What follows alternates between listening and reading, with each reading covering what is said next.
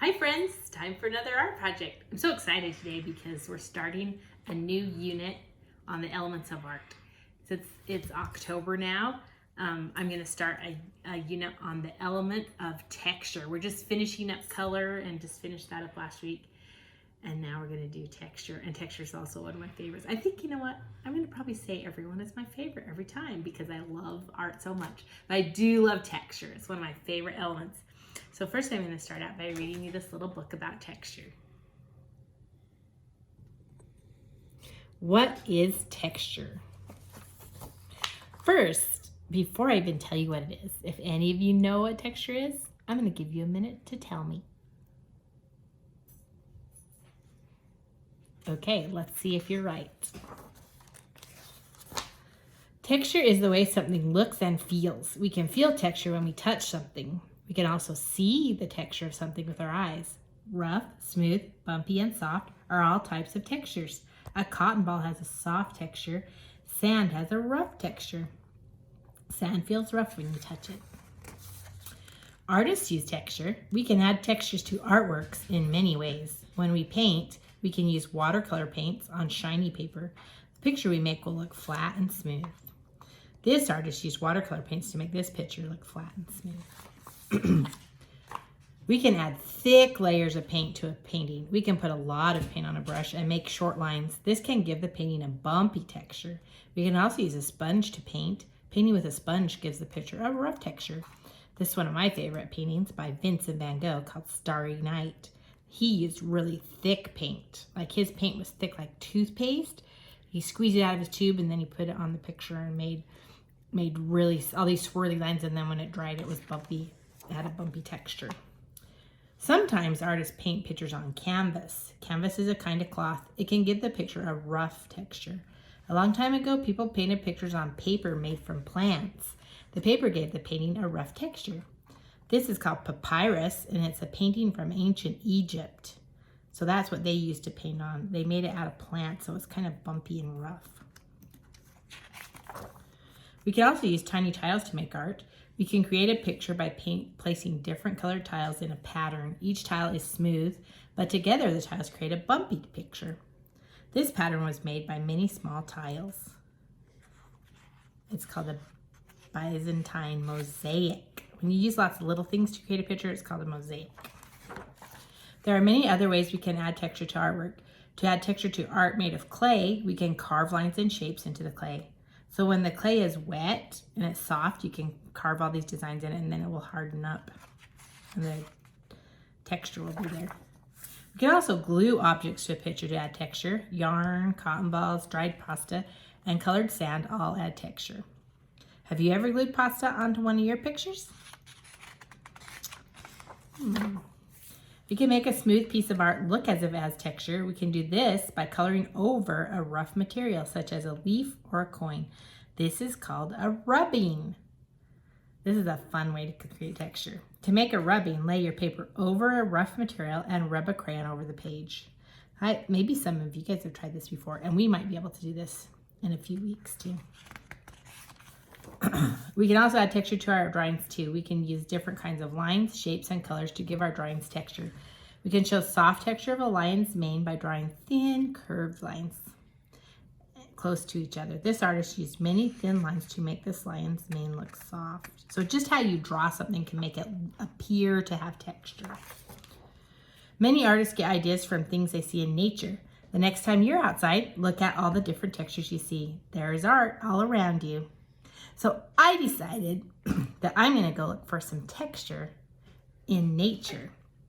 I got my magnifying glass because I'm going to go I spy texture. Come on, come along with me. Let's go. Okay, friends, I'm ready to do my I spy texture. Got my little magnifying glass because I'm a spy. So the first thing I found was this bowl of fruit. And I just was looking at the texture of these apples. Look how smooth and shiny they are. And this banana, even though it's kind of smooth, it's not like an apple. It has kind of a slippery texture to it. I would say it's slippery. I'm gonna go outside and find some textures. Let's go. Let's see what we can find. Well, first of all, this welcome mat has lots of cool texture. Look at all these diamond shapes. It's rough. When I rub my hand on it, it's kind of scratchy and rough. All right, come on out.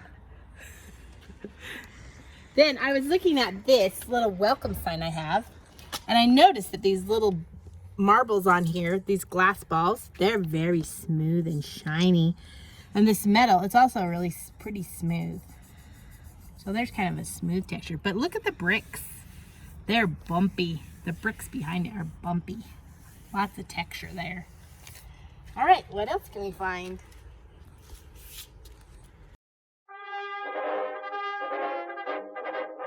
I'm looking at this plant right here. And if you touch these, they're very prickly and sharp. They kind of poke you. So they have a rough and prickly texture.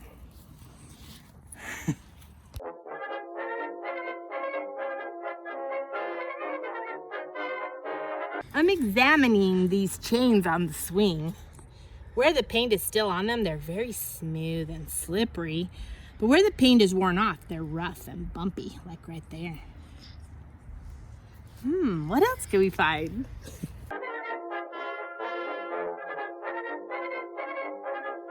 I'm looking at the texture on this bike tire. It's really bumpy and rubbery and squishy. Check that out. That's some good texture right there. What else? Do you know what a trampoline mat feels like? Well, it's bumpy and a little bit rough, a little bit scratchy too. Then look at these springs. They're really bumpy. They're kind of smooth and bumpy.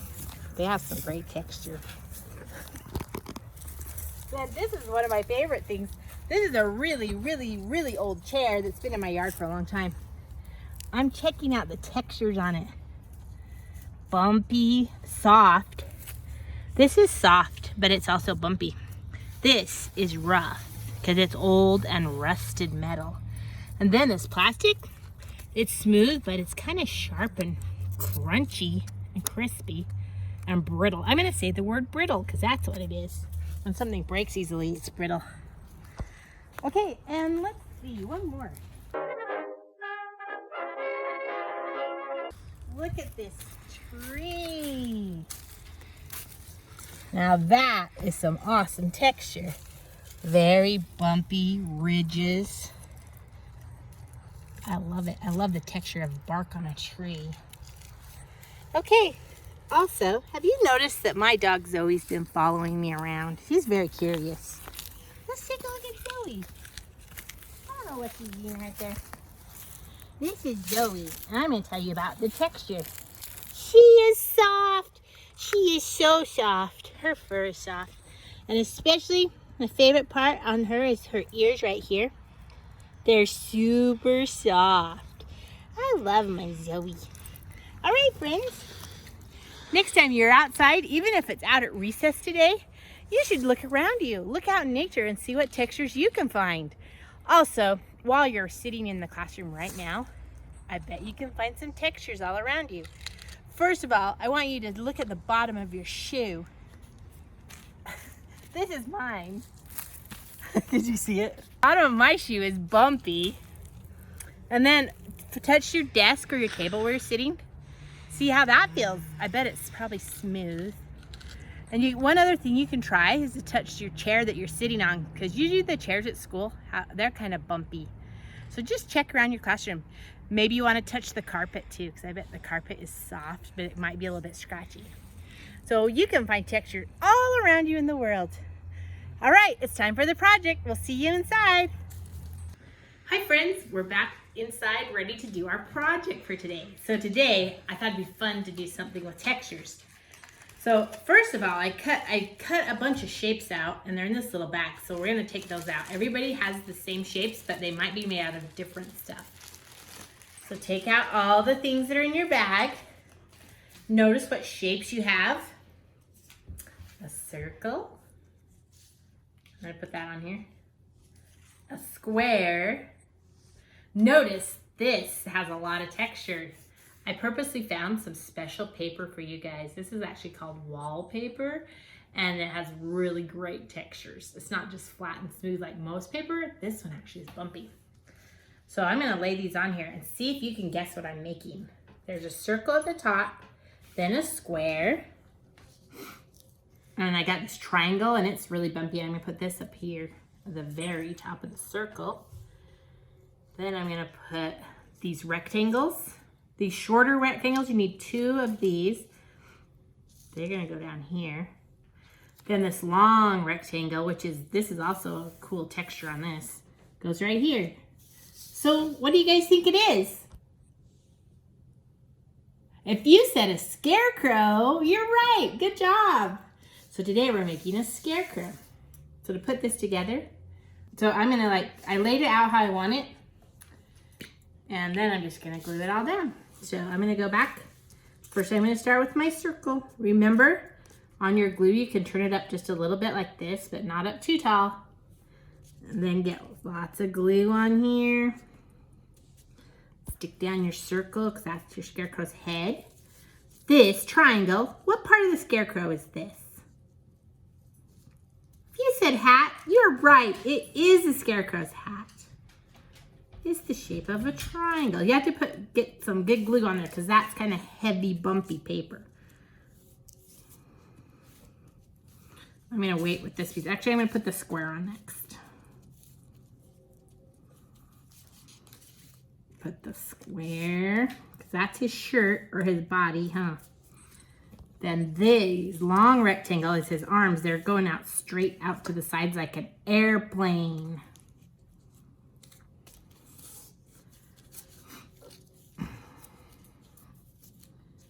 Then I'm gonna get his legs. It could be a girl scarecrow or a boy scarecrow. It doesn't really matter. Oh, also this paper has a design on both sides. One side's polka dots and one side's flowers. You can choose which side you want to use. It doesn't really matter. You get to choose. Some of the papers have pictures on both sides of them. Okay, once I get my scarecrow all glued on here, I need to add some details. I'm gonna put the lid back on my glue so it doesn't dry out. Get out my crayons. And I'm gonna make a face on my scarecrow. He probably needs some eyes. And I think I'll make him have a triangle nose. We're doing a scarecrow because this time of year it's fall, and that's when we see the scarecrows out in the cornfield. Actual scarecrows are made out of fabric. So I'm gonna make these little lines because this is where we sewed his mouth. So it has little stitch lines on it. Also, they usually stuff scarecrows with straw, which is like really dry and crunchy hay that's been out in the sun for a long time. So it's gonna stick out of his hat like this. That's gonna be like his hair. Maybe I'll put some right there too. I think I'll add a little bit of orange to it so I can see it better. And also, since he's stuffed with straw, we gotta put some on his hands, sticking out.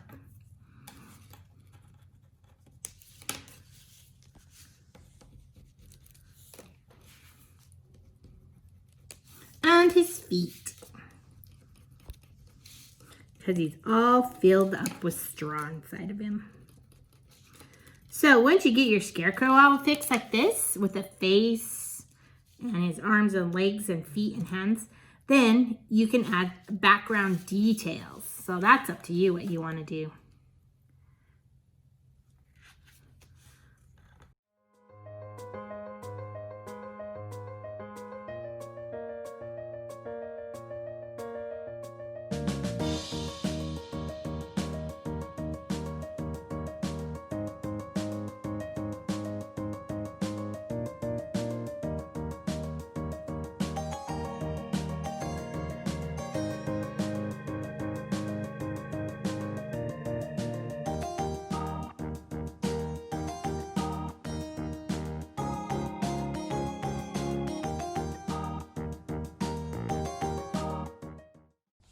Here's my finished Scarecrow. Don't forget to write your name on your paper.